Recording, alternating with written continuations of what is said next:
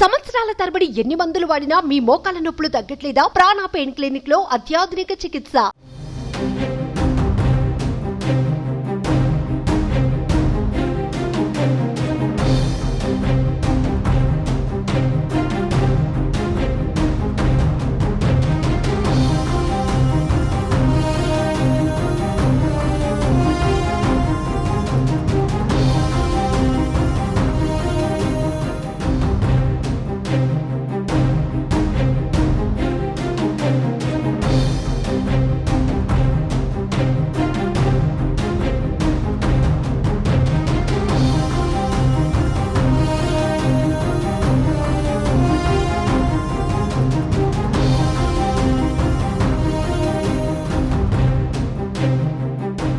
ఏపీలో సార్వత్రిక ఎన్నికల పోలింగ్ పూర్తి కాగా జూన్ 4వ తేదీన రాష్ట్ర వ్యాప్తంగా పార్లమెంట్ అసెంబ్లీ ఎన్నికలకు సంబంధించిన ఓట్ల లెక్కింపు ప్రక్రియ జరుగుతుంది.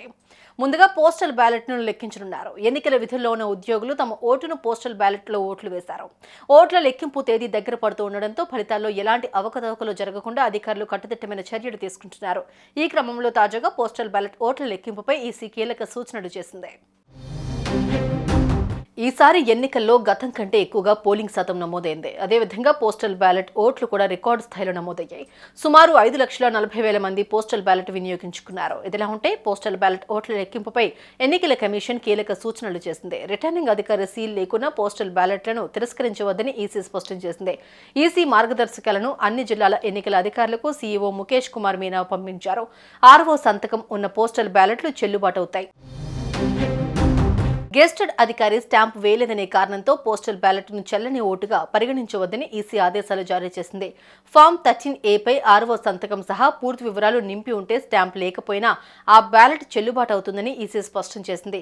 పోస్టల్ బ్యాలెట్ పేపర్పై ఆర్ఓ సంతకం సహా బ్యాలెట్ను ధృవీకరించేందుకు రిజిస్టర్తో సరిపోల్చుకోవాలని వెల్లడించింది.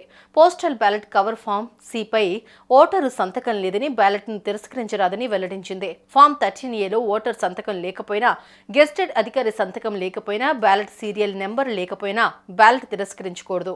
పోస్టల్ బ్యాలెట్ పేపర్పై నిబంధనల ప్రకారం ఓటు నమోదు చేయకపోయినా ఆ ఓటు తిరస్కరణకు గురవుతుందని ఈసీ స్పష్టం చేసింది. సుమన్ టీవీలో మీ పర్సనల్ అండ్ బిజినెస్ ప్రమోషన్స్ కోసం కింది నెంబర్కి కాంటాక్ట్ చేయండి.